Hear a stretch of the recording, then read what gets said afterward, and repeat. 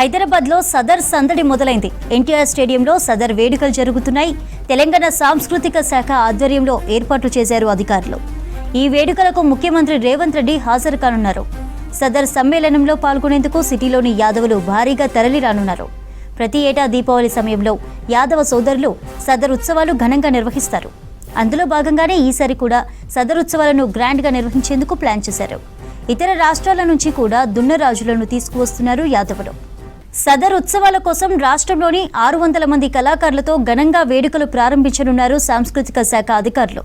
సదర్ సమ్మేళనం ఉత్సవ ఏర్పాట్లను పర్యవేక్షిస్తున్నారు పీసీసీ వర్కింగ్ ప్రెసిడెంట్, మాజీ ఎంపీ అంజన్ కుమార్ యాదవ్, రాజ్యసభ సభ్యులు అనిల్ కుమార్ యాదవ్. ఈ ఉత్సవాలకు సీఎం వస్తుండటంతో పోలీసులు కట్టుదిట్టమైన భద్రత ఏర్పాటు చేశారు. రేట్ అప్డేట్స్ అందించడానికి రాంప్రసాద్ లైవ్ లో ఉన్నారు. రాంప్రసాద్, ఏంటి ఎన్టీఆర్ స్టేడియంలో సదర్ ఉత్సవాల ఏర్పాట్లు ఎలా జరుగుతున్నాయి? తెలంగాణ రాష్ట్ర ప్రభుత్వం ఏర్పాటు చేసినటువంటి సదర్ సమ్మేళన కార్యక్రమానికి ఏర్పాట్లు పూర్తయ్యాయి. మనం ప్రస్తుతం హైదరాబాద్లో ఉన్నటువంటి ఎన్టీఆర్ స్టేడియం వద్ద అయితే ఉన్నాం. ఒకసారి ఎన్టీఆర్ స్టేడియం వద్ద అయితే ఈ యొక్క ఏర్పాట్లన్నింటినీ కూడా ఇటు తెలంగాణ సాంస్కృతిక శాఖ ఆధ్వర్యంలో అయితే ఇక్కడ ఏర్పాట్లు చేయడం జరిగింది.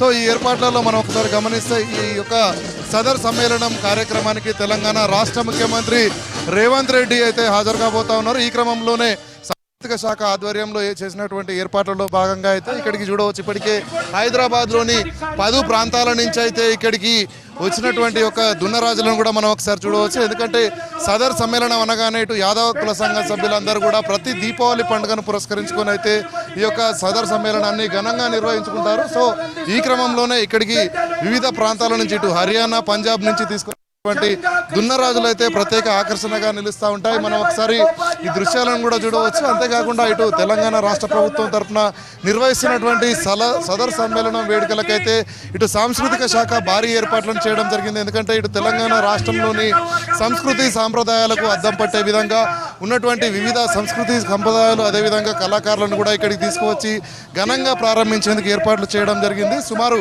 600 మంది కళాకారులతో అయితే ఇక్కడ ఏర్పాట్లను ప్రారంభించేందుకు సాంస్కృతిక శాఖ ప్లాన్ చేయడం జరిగింది. మనం చూస్తున్నాం ఇక్కడ సింధు యక్షగాన కళాకారులను ఒకసారి మనం చూడవచ్చు. ఎందుకంటే తెలంగాణ రాష్ట్ర సంస్కృతి సాంప్రదాయంలో ఇటు సింధు కళాకారుల పాత్ర, అదేవిధంగా వారి యొక్క నాటికలు అవన్నీ కూడా ప్రజల ఆదరణ పొందడం జరిగింది. సో అలాంటి యొక్క సింధు కళాకారుల యొక్క వేషధారణలు కానీ వారికి సంబంధించినటువంటి యొక్క కళలను కూడా ప్రతిబింబించే విధంగా ప్రత్యేక అలంకరణలో అయితే సింధు కళాకారులు ఇక్కడికి చేరుకోవడం జరిగింది. అంతేకాకుండా ఇటు ఈ యొక్క సదర్ వేడుకలలో పాల్గొనేందుకు హైదరాబాద్ వ్యాప్తంగా ఉన్నటువంటి యాదవ కులస్తులందరూ కూడా ఒక్కొక్కరుగా అయితే ఇక్కడికి చేరుకుంటున్నారు.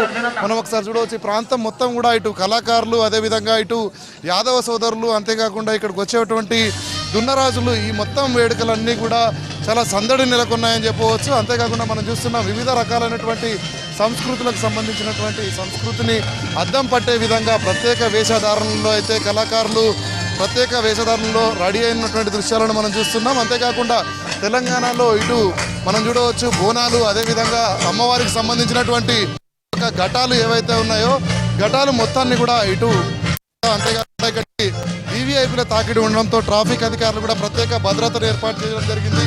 మనం చూస్తున్న మహిళలందరూ కూడా ఇటు అమ్మవారికి సంబంధించినటువంటి ఘటాలను కూడా ఇటు తీసుకువచ్చి ఈ యొక్క కార్యక్రమ వేడుకలలో అయితే ఇక్కడ అలంకరించడం జరిగింది. మనం చూస్తున్నాం హైదరాబాద్ అనగానే గుర్తొచ్చేది ఇటు ఉజ్జయిని మహంకాళి అమ్మవారు కానీ, అదేవిధంగా ఇటు గోల్కొండ బోనాలు, అంతేకాకుండా ఇటు లాల్ దర్వాజా బోనాలు, ఇవన్నీ కూడా హైదరాబాద్ సంస్కృతి సంప్రదాయం, ముఖ్యంగా తెలంగాణ రాష్ట్రంలోని సంస్కృతి సాంప్రదాయంగా కూడా చెప్పవచ్చు. సో బోనాల పండుగ, అదేవిధంగా ఇటు మహిళలు కోలాట నృత్యాలు కూడా చేస్తున్నారు.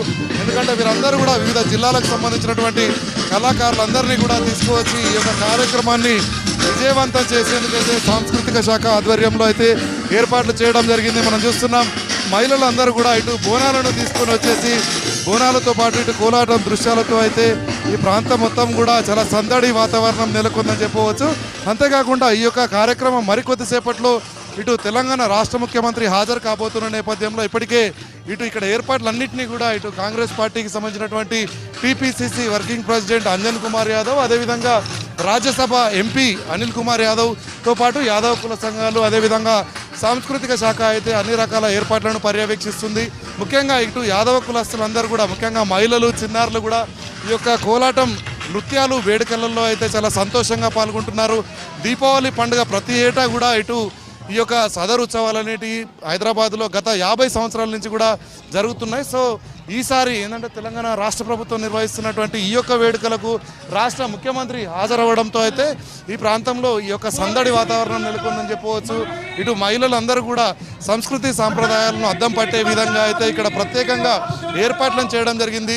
సాంస్కృతిక శాఖ ఆధ్వర్యంలో అయితే వివిధ జిల్లాల నుంచి కళాకారులు ఇక్కడికి వచ్చి వారి యొక్క కళా నృత్యాలను కూడా చేస్తున్నటువంటి దృశ్యాలను మనం చూస్తున్నాం. అంతేకాకుండా ఇటు హైదరాబాద్ బోనాలకు సంబంధించినటువంటి ఒక సాంస్కృతిక కళాకారులు కూడా ఇక్కడ ఉన్నారు. ఎందుకంటే హైదరాబాద్ బోనాలలో అమ్మవారు, అదేవిధంగా ఇటు పోతరాజుల విన్యాసాలు వీటన్నిటికీ సంబంధించినటువంటి యొక్క ప్రత్యేక అలంకరణలను కూడా ఇప్పటికే ఇటు కళాకారులందరూ కూడా చేస్తున్నటువంటి పరిస్థితి ఉంది. అంతేకాకుండా ఇటు కోలాటం నృత్యాలు ఇక్కడ తెలంగాణ రాష్ట్రంలో ఉన్నటువంటి అన్ని కులాలు అదేవిధంగా అన్ని సాంప్రదాయాలు అన్నిటికీ కూడా అద్దం పట్టే విధంగా అయితే ఇక్కడ సాంస్కృతిక శాఖ అధికారులు ఏర్పాట్లు చేయడం జరిగింది. మనం ఒకసారి ప్రస్తుతం ఇక్కడ తెలంగాణ సంస్కృతి సాంప్రదాయమైనటువంటి గిరిజన బంజారాలకు సంబంధించినటువంటి ఒక నృత్యాలను చూస్తున్నాం. ఎందుకంటే తెలంగాణ రాష్ట్రం అనేది చాలా కులాలు మతాలు అన్నిటికీ సంబంధించినటువంటి ఒక సమ్మేళనం కావడంతో ఈ సదర్ వేడుకలలో ఈ యొక్క బంజారాలకు సంబంధించినటువంటి సాంప్రదాయ దుస్తులను ధరించి అయితే ఇటు మహిళలు చేస్తున్నటువంటి నృత్యాలను మనం చూడవచ్చు. ఎందుకంటే తెలంగాణ రాష్ట్రంలో ఇటు గిరిజనులకు సంబంధించినటువంటి ఒక ఏదైతే సంస్కృతి సాంప్రదాయం వారికి సంబంధించినటువంటి వస్త్రధారణ, అంతేకాకుండా ఇటు తెలంగాణలో ఉన్నటువంటి బంజారాలు ముఖ్యంగా మనం చూస్తున్నాం ఇటు పురుషులు కూడా ప్రత్యేకంగా వస్త్రాలను కూడా ధరించి అయితే ఈ యొక్క వేడుకలలో పాల్గొనడం జరిగింది. అంతేకాకుండా ఈ యొక్క వేడుకలకు వివిధ ప్రాంతాల నుంచి వివిధ జిల్లాల నుంచి కూడా చాలామంది కళాకారులను అయితే ఇప్పటికే సాంస్కృతిక శాఖ తీసుకురావడం జరిగింది. 600కు మంది పైగా అయితే కళాకారులు అడుగడుగున ఇటు స్వాగతం పలికేందుకు, ఎందుకంటే తెలంగాణ రాష్ట్ర ప్రభుత్వమే స్వయంగా ఈ యొక్క కార్యక్రమం చేపడుతున్న క్రమంలో ఇటు పోలీసులు కూడా భారీ భద్రతను ఏర్పాటు చేయడం జరిగింది. ఇటు సెంట్రల్ జోన్ పరిధిలో అయితే సుమారు 400 మంది పోలీసులు కూడా ప్రత్యేకంగా భద్రత కల్పిస్తున్నారు. అంతేకాకుండా ఇక్కడ ఉన్నటువంటి భద్రతా ఏర్పాట్లను కూడా ఇటు పోలీసు శాఖకు సంబంధించినటువంటి సెంట్రల్ జోన్ డీసీపీ శిల్పవల్లి, అదేవిధంగా ఏసీపీ, అంతేకాకుండా ఇన్స్పెక్టర్ స్థాయి అధికారులందరూ కూడా ఇక్కడ ఏర్పాట్లను పర్యవేక్షిస్తున్నటువంటి దృశ్యాలను అయితే మనం చూడవచ్చు. ఇప్పటికే ఈ ఏర్పాట్లకు సంబంధించి అయితే ఇక్కడికి భారీగా ప్రజలు జన సమీకరణ ఉంటుందని ఉన్న సమాచారం నేపథ్యంలో అయితే ఇటు ట్రాఫిక్ పోలీసులు కూడా ప్రత్యేకంగా ఏర్పాట్లు చేయడం జరిగింది. ఇటు ట్రాఫిక్కు సంబంధించినటువంటి అధికారులు అదేవిధంగా పోలీసు అధికారులు కూడా ఇక్కడికి వచ్చేటువంటి ప్రజలకు ఎక్కడ కూడా ఇబ్బందులు తలెత్తకుండా అయితే అన్ని రకాల ఏర్పాట్లను పర్యవేక్షిస్తున్నటువంటి పరిస్థితి అయితే ఇక్కడ కొనసాగుతూ ఉంది. ముఖ్యంగా మనం చూస్తే ఈ ప్రాంతం అంతా కూడా భారీ పోలీసు బందోబస్తును ఏర్పాటు చేయడం జరిగింది. మనం మరొక సంస్కృతి సంప్రదాయమైనటువంటి తెలంగాణలోని ఒగ్గుడోలు కళాకారుల దృశ్యాలను అయితే మనం చూస్తున్నాం. ఒగ్గుడోలుకు సంబంధించినటువంటి కళాకారులు కరీంనగర్ జిల్లా నుంచి వచ్చినటువంటి ఈ యొక్క కళాకారులు అయితే ఒగ్గుడోలు అనేది మనకు చాలా ఫేమస్ తెలంగాణలో. ఇటు ఏదైతే గిరిజన ట్రైబ్స్ ఉంటారో వారికి సంబంధించినటువంటి ఈ యొక్క కళగా చెప్పవచ్చు. వారు వాయించేటువంటి యొక్క డోలు ఏదైతే ఉందో ఇటు గిరిజన ముఖ్యంగా అటవీ ప్రాంతము అదేవిధంగా ఆదివాసీ అని తెలిపే విధంగా అయితే ఈ యొక్క కళలు ఉంటాయని చెప్పవచ్చు. సో ఈ కళలన్నిటితో కళాకారులందరితో అయితే ఈ యొక్క వేడుకలను మరికొద్ది సేపట్లోనే ప్రారంభించేందుకైతే ఇక్కడ అన్ని రకాల ఏర్పాట్లు చేయడం జరిగింది. మధ్యాహ్నం 12:30 గంటలకు ఉదయం ఇటు చార్మినార్ వద్ద అమ్మవారిని దర్శించుకున్న అనంతరం అయితే రాష్ట్ర ముఖ్యమంత్రి అనంతరం ఇక్కడికి వచ్చి యొక్క సదర్ సమ్మేళన ఉత్సవాలను ప్రారంభించనున్న క్రమంలో భారీగా యాదవ సోదరులందరూ కూడా ఇక్కడికి వచ్చి ఈ యొక్క వేడుకలలో పాల్గొన్నటువంటి పరిస్థితి అయితే ఎన్టీఆర్ స్టేడియం వద్ద కొనసాగుతుంది.